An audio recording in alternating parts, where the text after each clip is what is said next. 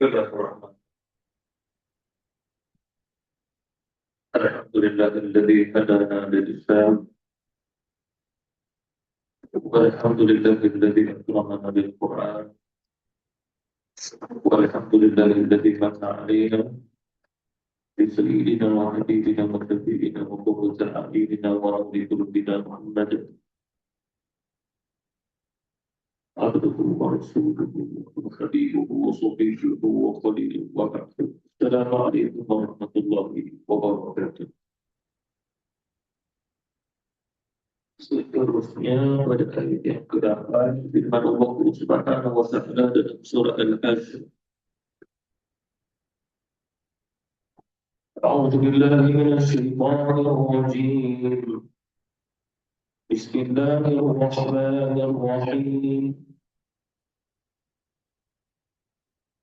للفقراء المهاجرين الذين أخرجوا من ديارهم وأموالهم يبتغون فضلا من الله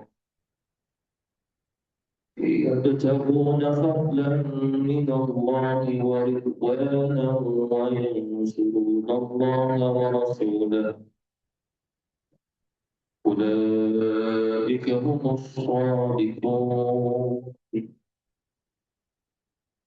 والذين تبوأوا الدار والإيمان من قبلهم يحبون من هاجر إليهم لا يجدون في صدورهم حاجة مما أوتوا ويؤثرون على أنفسهم ولو كان بهم خصاصة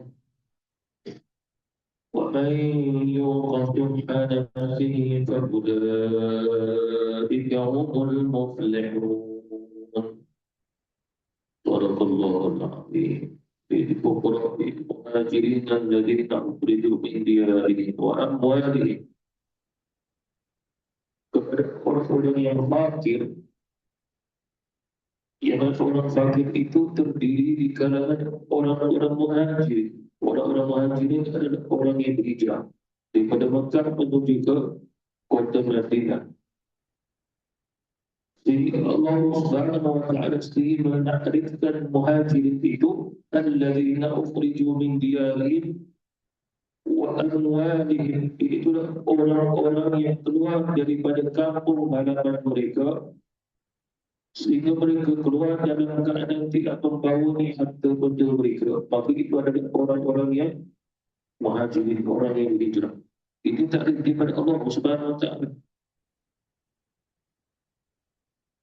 Oleh kerana itulah kita pada hari ini tidak boleh disebut lagi hijrah, melainkan hijrah ke nafs, hijrah pada jiwa, hijrah pada tempat tidak ada lagi.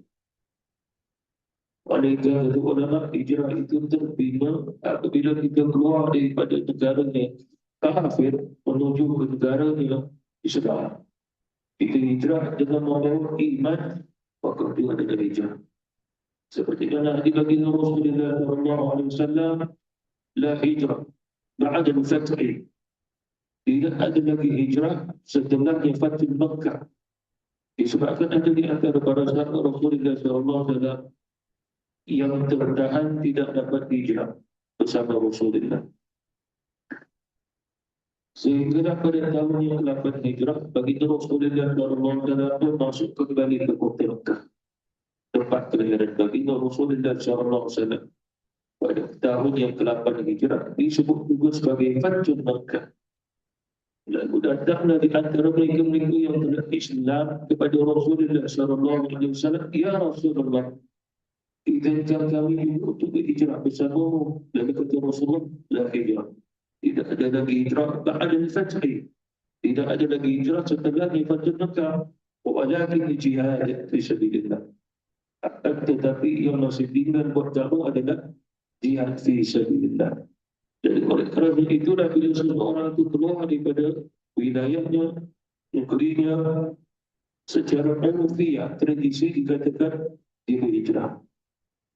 Tetapi kalau sekiranya kerana kalimatullah, kerana agama, memelihara iman, maka ini keluar adalah sebagai satu jihad agar dia mati sebagai orang yang syahid fi sabilillah.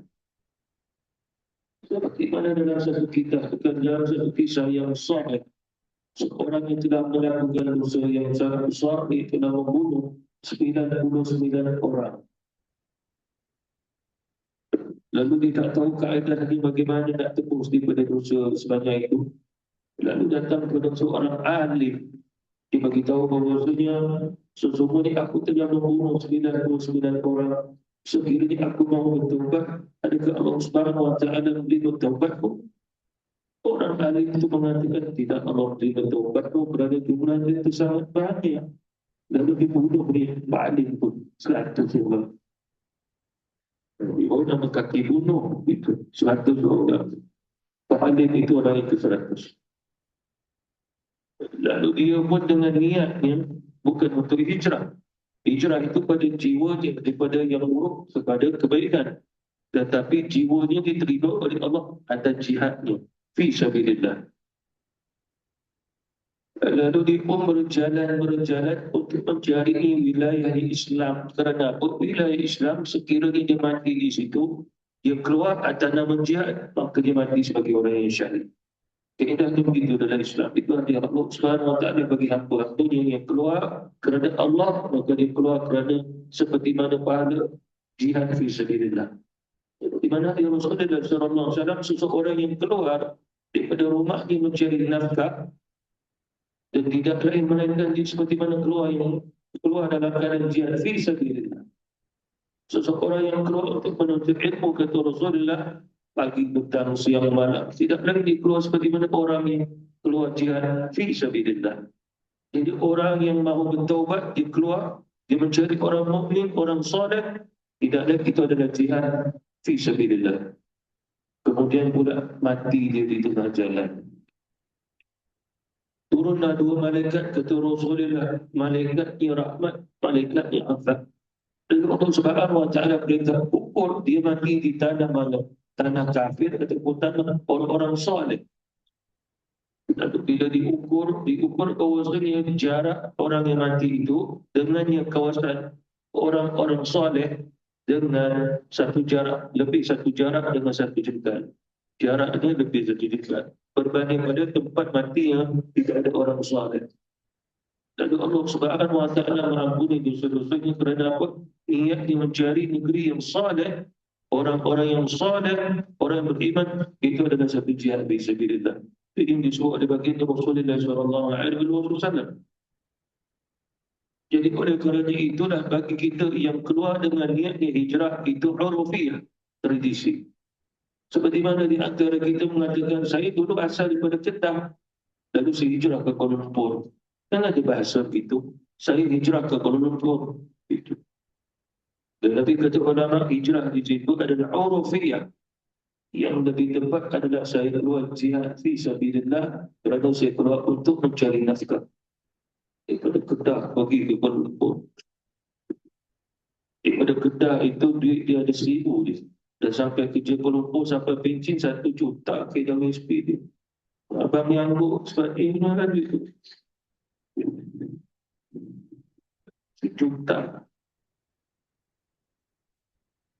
Jadi oleh kerana itulah Allah Subhanahu Wa Taala menyebut dalam ayat ini lebih pada al-muhajirin, orang-orang yang keluar berhijrah, berbanding daripada orang-orang yang berjihad. Kerana Allah Subhanahu Wa Taala mengajar kita perbezaan hijrah dan juga jihad. Kerana jihad, kata Rasulullah, tidak pernah terpadam.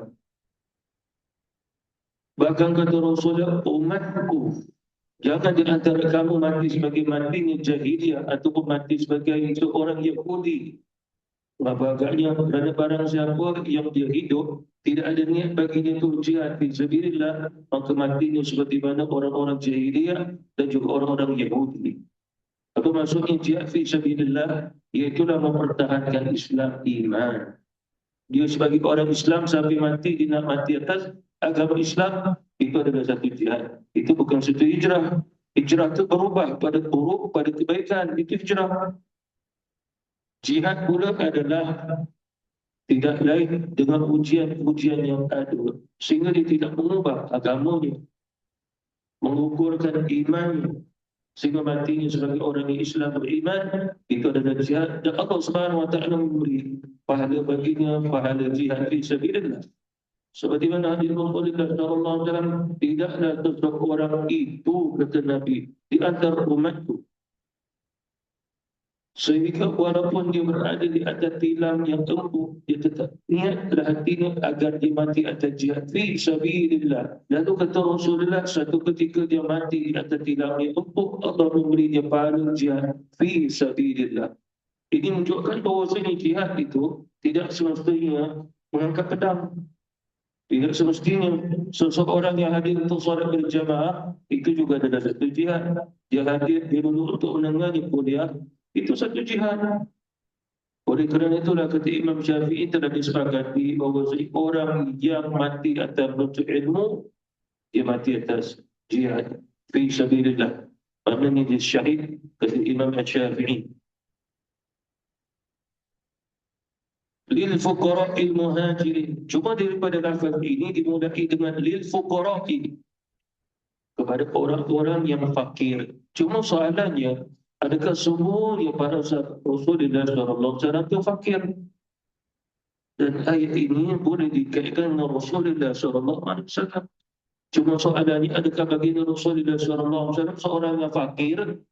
Itu ditanya oleh ulama-ulama itu. Lalu terjawab dengan ayat sebelum ini. Lil fuqara'il muhajirin, lil fuqara' kembali balik pada ma afa Allah ala rasulihi min ahli al-qura falillahi walil rasuli walidhil qurba wal yatama wal masakin, dikaitkan balik dengan ayat ini. Jadi fakir, lil fuqara', orang yang fakir itu yang dimaksudkan adalah seluruh para sahabat Rasulullah sallallahu alaihi wasallam kecuali baginda Nabi sallallahu alaihi wasallam. Mengapa Rasulullah tidak termasuk? Bahkan Rasulullah pun muhajirin juga. Pengkhususan buat Nabi tidak demikian. Kenapa? Kerana dalam ayat ini lil fuqara, kalimat lam di sini menunjukkan pada badan ganti. Ganti kepada siapa? Sebagian ulama kata ganti pada walidil qurba, kepada ahli kerabat Nabi. Nabi tidak termasuk. Ahli kerabat Rasulullah ada yang fakir, Nabi tidak termasuk. Selain pada itu, kata ulama, lil fuqara, yang dimasukkan fakir di situ adalah wal masakin, orang-orang miskin. Itu ada di sudut lughah, di sudut yang ilmu bahasa. Dan oleh kerana itu, kata ulama, ini bukan Rasulullah, itu umatnya, itu para sahabat Rasulullah SAW, yang mana terdiri daripada muhajirin, dan mereka tidak disebut sebagai muhajirin sehinggalah mereka melaksanakan dengan niat mereka berhijrah, yabtaguna fadlan minallahi wa ridwana, iaitu orang yang mencarinya kurniaan daripada Allah Subhanahu wa taala dan juga ridha Allah Subhanahu wa taala. Ini adalah sifat mereka. Ditanya, apa tujuan kamu berhijrah?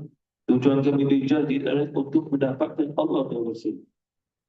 Mendapatkan Allah apa maksudnya? Ridha Allah, rahmatnya. Mendapatkan Rasul apa maksudnya? Bersama Rasulullah, mengikutinya, berduduk tinggal dengannya, berjalan tetangga dengan Rasul, mengikut sunnahnya. Itulah Allah dan Rasul. Oleh kerana itu nanti kita akan sampai satu surah, Allah Subhanahu wa taala perintah Nabi tanya kepada orang muhajirin, apa niat, apa tujuan kamu hijrah? Baik laki, baik perempuan. Sampai mereka ke Rasul untuk bayar. Lalu Rasulullah bertanya, apakah tujuan kamu hijrah? Tidak lain ya Rasul, untuk Allah dan Rasul. Hijrah kamu diterima. Disebabkan kata Rasulullah sallallahu alaihi wasallam, innamal a'malu binniyat wa innamal likulli imrin ma nawa, faman kana hijratuhu ila dunya yusibuha aw imra'atin yankihuha fa hijratuhu ma hajara ilaihi. Sebab Nabi kata bahawa Nabi dapat tahu ada orang yang berhijrah bukan kerana Allah dan Rasul. Lalu Nabi kata, barang siapa yang berhijrah untuk dia bisnes, begitu, ataupun mengkahwini wanita yang mahu dia kahwini, maka hijrahnya dia akan dapat dengan apa yang diingatkan. Kerana apa? Kerana waktu hijrah dah sampai ke Madinah, masing-masing mendekat diri masing-masing. Ada orang mencari orang lain. Sehinggalah dilihat di sini apabila di antara mereka bila sampai ke Madinah mereka cari tapak untuk berniaga. Lalu dilihat niat hijrah untuk berniaga ke Madinah. Ada juga bila mereka sampai saja di bumi Madinah lalu mencari sana, mencari sini. Telefon tak ada, WhatsApp tak ada. Dia cari siapa? Makna dia lah sebab dia nak kahwin. Itu yang kata Rasulullah, barang siapa yang hijrah untuk dia mengkahwini wanita, maka dia akan mengkahwininya. Cuma dia tak dapat pahala hijrah. Itu kata Rasulullah sallallahu alaihi wasallam. Oleh kerana itulah Nabi bersabda, innamal a'malu binniyat wa innamal likulli imri'in ma nawa. Sesungguhnya setiap daripada satu amal itu berdasarkan niat dan seseorang akan mendapat pahala berdasarkan apa yang dia niatkan. Dan barang siapa yang berhijrah kerana Allah dan juga Rasul, bahijratuhu ila Allah wa Rasulih, maka hijrahnya itu akan mendapat ganjaran. Allah akan memberi ganjarannya kerana hijrahnya kerana Allah dan Rasul.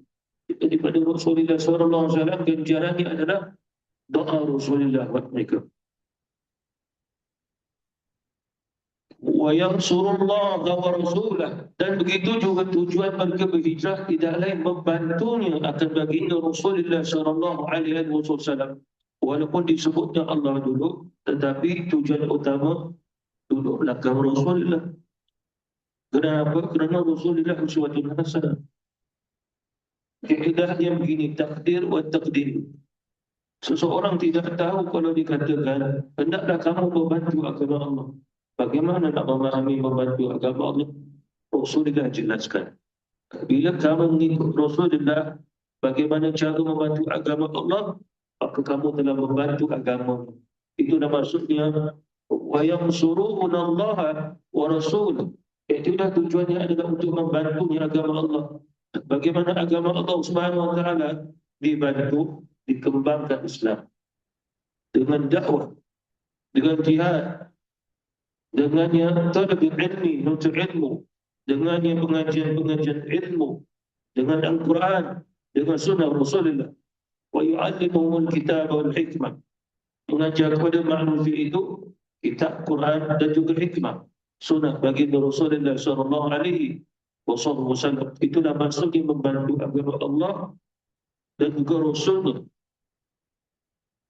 Cuma perbezaan kita dengan sahabat mempunyai perbezaan yang sungguh-sungguh besar, yang mana kita tidak akan mampu untuk mengikutnya perjuangan Rasulullah dalam membantu agama Allah walaupun sehari semalam. Kita tidak akan mampu. Itu. Dalam saya sebutkan walaupun ada slogan yang mengikutnya, mari kita ikut salafus salih. Para salafus salih itu para sahabat Rasulullah. Ya, kita tidak menafikan slogan itu. Tetapi hendaklah kita mengetahui bahawasanya kita tidak akan mampu mengikutnya para salafus salih, itulah para sahabat, walaupun sehari semalam amalan-amalan mereka. Tidak akan mampu. Lalu sekarang kita nak ikut sahabat, dia nak ikut siapa? Ikut syariat yang telah dibentuk. Ikut syariat yang telah dibentuk oleh ulama-ulama kita. Keadaannya begitu. Kerana tak mampu nak mengikuti para sahabat Rasulullah sallallahu alaihi wasallam, tidak akan mampu bagi kita. Ulaika humus shadiqun. Dan mereka itulah orang-orang yang benar. Ini menunjukkan bahawa orang yang berhijrah melalui syarat-syaratnya. Apa syarat mereka? Mereka tidak berhijrah, mereka mahu mendapatkan kurniaan daripada Allah dan juga keredaannya. Cuma soalannya, adakah benar-benar mereka mendapat kurniaan tersebut daripada Allah Subhanahu wa taala? Jawapannya iya. Lalu mengapa disebut fadlan min Allah? Kerana mereka itu bukannya beramal untuk mendapat pahala amal. Bukan itu.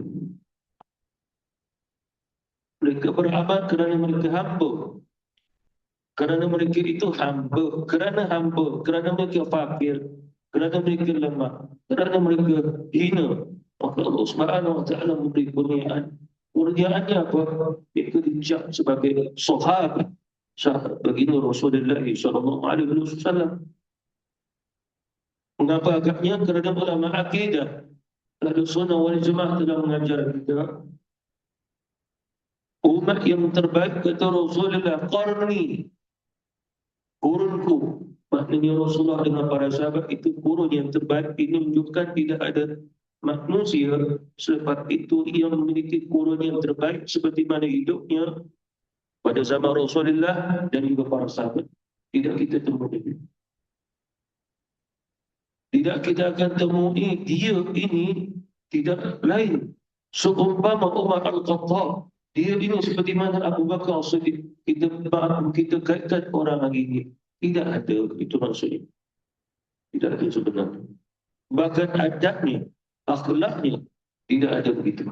Disebabkan apa? Kerana akhlak dan adab para sahabat langsung diambil daripada baginda Rasulullah sallallahu alaihi wasallam, langsung diambil daripada para sahabat baginda Rasul sallallahu alaihi wasallam. Kerana perjuangan mereka luar biasa. Mereka apabila diperintah dia berjuang, terus mereka bangun pergi berjuang. Tak ada 1001 dalil lagi. Tidak ada lagi yang mencari persiapan. Persediaan. Mereka bangun, mereka pun pergi jihad. Fisabilillah. Itu kembali daripada wa yansurunallah wa rasulah ulaika humus shadiqun. Seperti mana juga Allah Subhanahu wa taala menyebut dalam ayat yang lain, minal mu'minina rijalun sadaqu ma 'ahadullah 'alaihi faminhum man qada nahbahu wa minhum man yantazir wa ma baddalu tabdila. Kerana orang-orang yang beriman itulah muhajirin, para sahabat yang Allah kurniakan fadlan dan juga keridaan Allah Subhanahu wa taala, terdiri pada laki-laki yang mana mereka adalah orang yang melaksanakan janji mereka kepada Allah Subhanahu wa taala, ibaratnya seseorang yang bernazar. Apa yang kita belajar, bila seseorang itu bernazar, maka wajib baginya melaksanakan nazar. Tetapi bila saja berlaku sesuatu, maka dia akan bernazar. Tak begitu. Tetapi para sahabat duduk bangun mereka semua nazar. Siapa yang kata? Allah Subhanahu wa taala. Faminhum man qada nahbahu, sebahagian di antara mereka telah menunaikan nazar mereka, janji mereka kepada Allah. Apa janjinya? Mereka akan berjuang fi sabilillah sampai kepada syahid.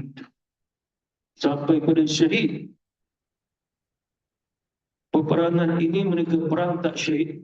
Mereka menunggu peperangan akan datang, perang sehingga agar mereka dapat syahid. Begitulah mereka bernazar untuk syahid. Syahid. Wa ma tabdadu tabdilah, dan mereka tidak mengubah lagi.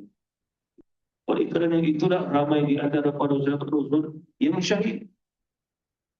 Allah segerakan syahid buat mereka. Faminhum man qada nahbahu wa minhum man yantazir. Ada juga yang tidak syahid tapi menunggu agar bila peperangan akan datang mereka syahid.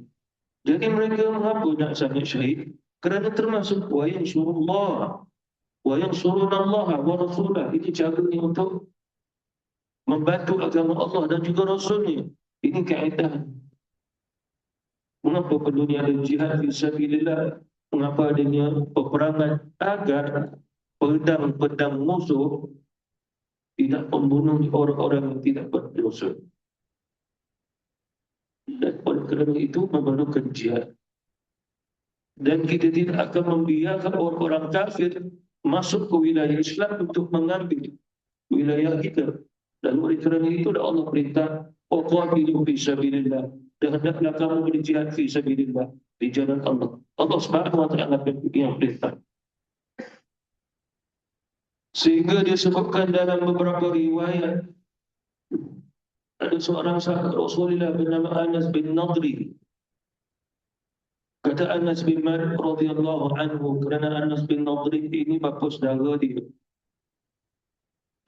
Dia kata, bapa saudara gua kata, aku tidak mengikutnya peperangan dengan Rasulullah dalam peperangan Badar, tapi aku bernazar, kalau sekiranya ada peperangan lepas peperangan Badar ini, aku akan ikut Rasulullah. Dia bernazar. Apa maksudnya nazar? Pasti dia akan tunaikannya. Bukan mudah seseorang kalau nak buat satu amalan soleh dengan cara nazar. Maka agaknya orang yang bernazar pasti dia kena buat, sebab dia telah mewajibkan diri dia. Bukan mudah.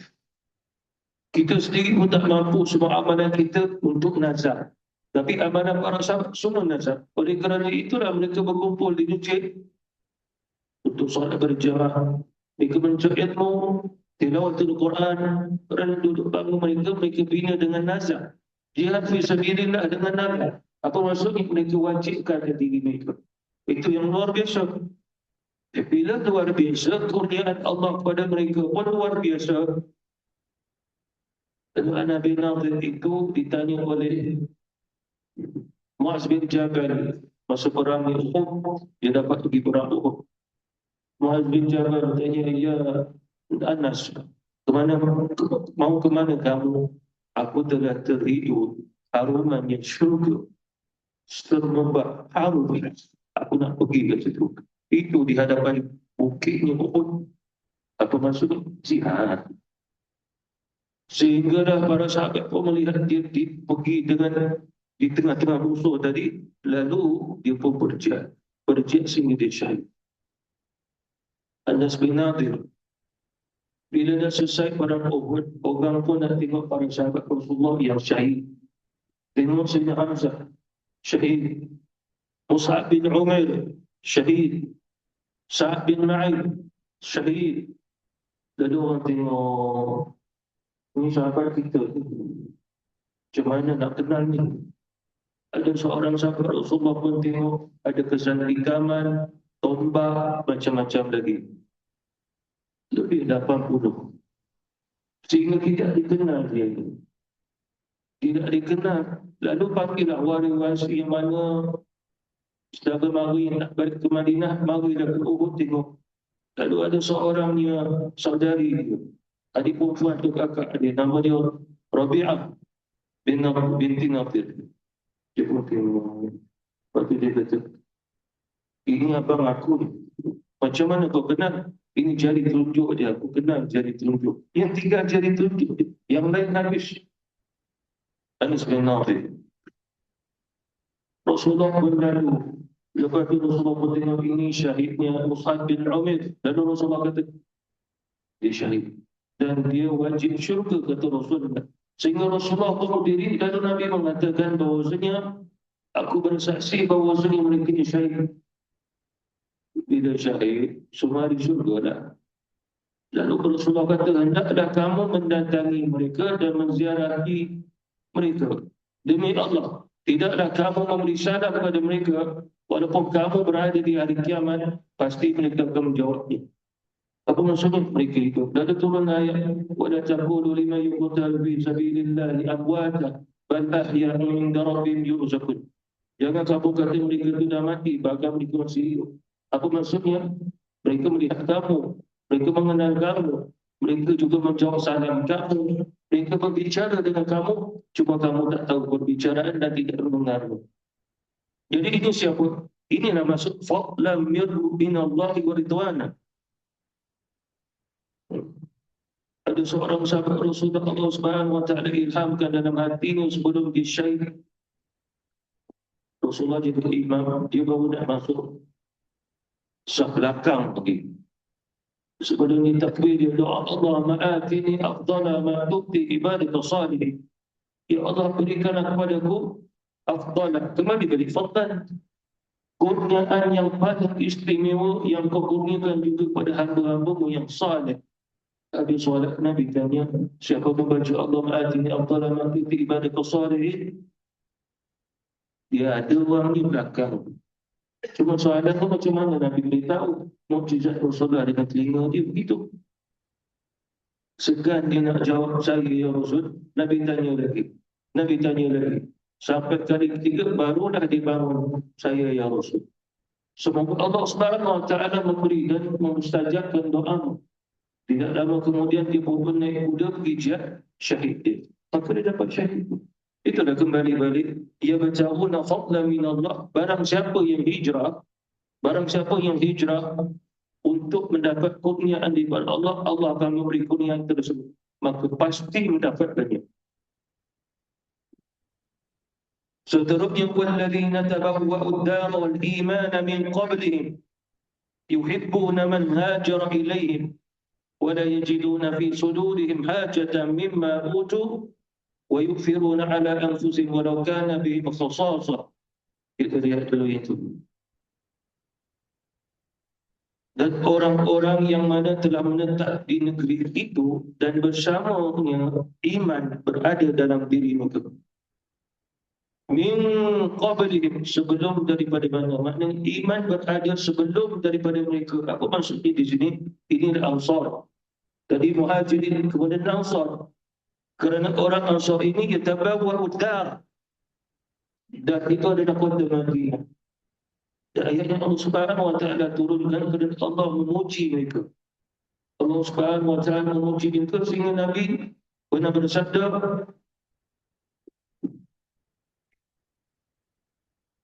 beriman. Tidak dikatakan seseorang itu beriman sehinggalah dia mencintai Muhajirin dan juga Ansar. Itu kata Rasulullah. Lalu kita hari ini bukan orang Muhajirin, kita juga bukan Ansar. Bahkan orang yang duduk tinggal di Madinah pun tak disebutnya Ansar. Mengapa? Ansar itu khusus para sahabat Rasulullah sallallahu alaihi wasallam. Kalau dia lahir di Madinah, bapaknya seorang sahabat, tetapi dia bukannya seorang sahabat, dia juga bukan Ansar. Itu sudah kawaid kaedah. Seperti mana Muhajirin. Bapak hijrah. Bila sampai Madinah, beranak dengan isterinya. Adakah anaknya itu akan menjadi Muhajirin? Dilihat. Adakah anaknya itu sempat melihat Nabi, mendengar sabda Nabi? Ya. Maka dia Muhajirin. Bukan sekadar Muhajirin bersama ayahandanya, tetapi dia juga disebut sebagai Ansar. Dua-dua sekali. Kerana apa? Kerana mereka menisbahkan ayahku adalah seorang Muhajirin yang melahirkan aku seorang Ansar. Ia begitu. Ada di antara sahabat Rasulullah SAW satu-satunya sahabat yang bapaknya Muhajirin, kemudian pula sampai ke Madinah, isterinya beranak, lalu meminta restu Rasulullah agar anaknya nak diberi nama Muhammad. Rasulullah kata, nama yang mulia, berilah. Satu-satunya anak yang lahir di Madinah dan diberi nama yang Muhammad. Orang pertama daripada Rasulullah yang bernama Muhammad. Sehingga anak itu membesar dan sempat hidup zaman Rasulullah walaupun dia masih kecil. Maka disahabat. Walaupun dia anak kecil, adakah sahabat? Iya, oleh kerana itulah Hasan Husin sahabat, Abdullah bin Abbas itu sahabat, kerana waktu Rasulullah wafat, semua belum akhir balik. Tetapi adakah mereka radhiyallahu anhum? Iya, sahabat Rasulullah sallallahu alaihi wasallam. Itu yang perlu kita ketahui di sudutnya syariat kita, mereka adalah sahabat. Jadi ceritanya orang-orang Ansar yang menjadi sahabat Rasulullah. Sekiranya orang Ansar ini tak termasuk sahabat, maka sebenarnya dia bukan Ansar. Walaupun dulu tinggal di Madinah, tapi dia tak masuk Islam, maka dia bukan Ansar. Ansar adalah Allah menyebut wal iman min qablihim.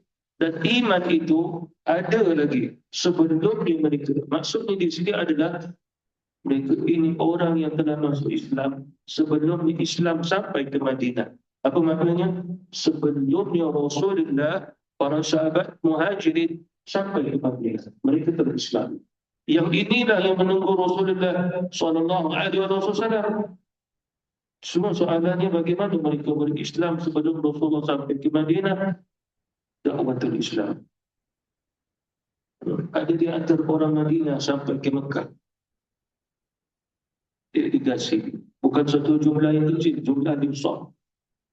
Lalu Rasulullah SAW menemui mereka di tengah jalan sebelum masuk ke kota Madinah, kota Mekah. Lalu Rasulullah pun dakwah sehingga mereka pun masuk Islam. Dan Nabi SAW mengajar mereka kawaid kaedah dakwah Islamiyah. Nabi kata begini, bila balik nanti ke kota Madinah, buat begini, buat begini. Ketika itu belum nama Madinah, nama Yathrib. Lalu mereka pun balik, mereka pun panggil, mereka pun suruh, sehingga di antara orang Madinah Islam. Tetapi belum jadi sahabat Rasulullah. Kerana wajah mereka belum melihat wajah Rasulullah dan mendengar sabda Rasulullah. Lalu setelah mereka menerima Rasulullah, dua mata melihat Rasulullah, maka Allah memuji mereka dalam ayat ini. Mengapa agaknya? Kerana mereka Islam di tangan sahabat, bukan di tangan Rasulullah sallallahu alaihi wasallam. Allah terima juga mereka sebagai orang Islam. Yuhibbuna man hajar ilaihim, dan mereka itu adalah orang yang mencintai siapa sahaja yang telah hijrah kepada mereka. Maksudnya muhajirin, para sahabat Rasulullah. Allah terus menyebut mereka yuhibbuna. Mereka itu adalah para pencintanya para sahabat Rasulullah. Ini luar biasa imannya. Luar biasa imannya. Dan tidak lain yang menyatukan iman ini adalah Allah Subhanahu wa taala, sebab turun ayat Quran. Ada di antara sahabat Rasulullah menisbahkan dirinya yang menyatukan iman dan Islam. Wa alafa baina qulubihim itu. Lalu Allah Subhanahu wa taala turunkan ayat bahawa yang menyatukan iman saudara Islam dengan Islam, Allah Subhanahu wa taala. Maknanya yang menyatukan iman, bertemunya seorang yang beriman dengan orang beriman, yang menyatukan seorang Islam dengan Islam, Allah Subhanahu wa taala. Itu yang turunnya ayat Quran. Wa'tasimu bihablillahi jami'an wa la tafarraqu wadhkuru ni'matallahi 'alaikum idh kuntum a'da'an fa'alafa baina qulubikum fasbahtum bi ni'mati ikhwana, sehingga kamu jadi saudara mara se-Islam dan seiman. Padahal dulu kamu bermusuh-musuhan. Apa maksudnya? Bermusuh-musuhan di sini orang Arab memang setiap tahun akan berperang. 4 bulan saja mereka pun stop perang, bulan-bulan haram. Sebab bulan haram telah dikenali dalam masyarakat jahiliyah lagi. Rejab, Zulkaidah, Zulhijjah dan juga Muharram. 4 bulan ini mereka akan tidak berperang. Mereka menghormati kerana Allah Subhanahu wa taala atas urufiah tradisi. Jadi maksudnya apa di sini? Makna mereka memang lazim berperang antara mereka dengan kabilah dengan kabilah. Lalu Allah Subhanahu wa taala mempersaudarakan mereka jadi ikhwanan, saudara mara Islam dan seiman. Maka kata Imam Syafi'i dalam nafsir ayat ini, yang mempersaudarakan hati orang beriman dengan orang beriman, Allah Subhanahu wa taala. Dan bukan dengan yayasan, dengan persatuan, dengan apa sekalipun. Tidak boleh dinisbahkan. Seseorang tidak boleh menisbahkan, kami buat persatuan ini agar hati umat Islam bersatu. Kata ulama, tidak akan mungkin selain daripada Allah boleh melakukannya. Sebab ada yang slogan begitu. Kerana parti ini, kerana yayasan ini, kerana persatuan ini, maka semua satu hati. Tidak. Tidak. Yang menyatukan hati Allah Subhanahu wa ta'ala. Oleh kerana itulah sifat bagi orang-orang ini, yuhibbuna man hajara ilaihim. Mereka cinta, mereka kasih. Bahkan mereka kasih seperti mana kasihkan jiwa mereka. Seperti mana hadis Rasulullah SAW, tidak beriman di antara kamu sehingga dia mencintai saudaranya seperti mana dia mencintai dirinya. Begitu juga kata ulama, mafhumnya mukhalafah adalah seseorang tidak akan kenyang kalau sekiranya mengetahui jirannya itu dalam keadaan kelaparan. Itulah Ansar dan Muhajirin. Itulah maksudnya Ansar, itu yang Allah memuji mereka. Mengapa agaknya? Mereka ada makanan untuk dia, anak isteri dia. Lalu mereka mendapati bahawasanya Muhajirin sedang berlapar, jiran tetangga mereka. Lalu diambilnya, diberi kepada jiran tetangga. Sehingga anak-anak mereka bertanya, wahai ayah, wahai ibu, manakah makanan kami? Tunggu nak, ibu kamu sedang memasaknya. Masak-masak sampai tertidur mereka. Padahal semua makanan telah diberi kepada orang-orang Muhajirin. Itulah maksud cinta. Itulah hakikat cinta. Kalau sekiranya seseorang itu mengatakan dia mencintai seseorang, dia makan kenyang, dibiarkan dia tutup kekodoran, itu bukan cinta. Itu megi cintan. Cinta namanya bukan cinta, cinta. Jadi apa maksud di sini? Maka inilah Allah Subhanahu Wa Taala sedang menarik dan mengajar kepada kita erti hakikat cinta. Inilah maksud hakikatnya. Wala yajiduna fi sudurihim hajatan mimma utu. Dan mereka pula tidak mendapati, iaitu mereka mahukan juga hartanya fail. Kalau kita pelajari hati fail bukan ada ghanimah. Ghanimah kena perang dulu dapat harta. Tetapi fail adalah tanpa berperang tapi kita dapat harta. Sifat orang yang mana orang-orang Ansar ini adalah wala yajiduna fi sudurihim hajatan mimma utu, yakni mereka tidak sampai mahukan dengan apa yang Rasulullah berikan kepada orang Muhajirin. Apa maksudnya di sini? Tak ada dua mata mereka melihat Rasulullah membahagikan harta fail tadi kepadanya para sahabat di kalangan Muhajirin, lalu Ansar pun tengok mereka tak berkecil hati dan tidak perlu hajat mahukannya. Kerana apa? Itulah sifat cinta. Biarkan dia. Kerana kita telah mencukupi, maka layak bagi orang yang belum mencukupi diberi Rasulullah sallallahu alaihi wasallam. Tapi ada juga Rasulullah sallallahu alaihi wasallam pernah diuji. Disebabkan juga di Madinah terdapat orang-orang Ansar yang berkawan dengan orang Muhajirin, yang mana di antara orang Muhajirin itu ada sifat nifaq, munafik. Berkawan, akhirnya hati pun jadi nifaq. Apa maksudnya? Mereka menunggu agar mereka pun dapat sesuatu pada Rasulullah, sebab mereka pun kadang-kadang mengikutnya jihad dengan Rasul macam-macam lagi. Tapi Rasulullah SAW tak memberi kepada mereka. Sebab Nabi mendahulukan Muhajirin yang fakir. Sebab Allah kata lil fuqara, mereka fakir, mereka miskin, diutamakan mereka. Orang-orang Ansar berkecukupan disebabkan ada di rumah, cukup makannya, ada ladangnya, ada ternakannya, cukup matang kehidupan. Orang Muhajirin baru sampai, lalu Rasulullah beri, lalu mereka tak setuju. Cerita belakang, akhirnya Rasulullah memanggil mereka semua, dan Rasulullah mengatakan, aku mengetahui bahawasanya apa yang kamu katakan terhadap pemberian yang keluar daripada tangan pada apa yang Rasulullah beri. Cuma hendaklah kamu ketahui bahawasanya apa yang aku beri kepada sahabat kamu Muhajirin tidak sehebat daripada apa yang kamu dapat. Muhajirin mendapatnya harta tersebut, sedangkan kamu dapat Rasulullah. Apakah kamu lebih memandang harta pada Rasulullah? Makna Rasulullah daripada Mekah jauh mari ini datang membawa diri yang beri pada Ansar. Itu jauh lebih besar daripada seseorang memberi harta kepada seseorang lalu menangis Islam juga dan bertaubat kepada Allah Subhanahu wa taala. Wallahu ta'ala. Jadi insyaAllah nanti kita perhabiskan sedikit lagi. Wabillahi taufiq wal hidayah. Wassalamualaikum warahmatullahi wabarakatuh. Subhanallah wa bihamdihi wa asyhadu an la ilaha illa anta astaghfiruka wa atubu ilaik.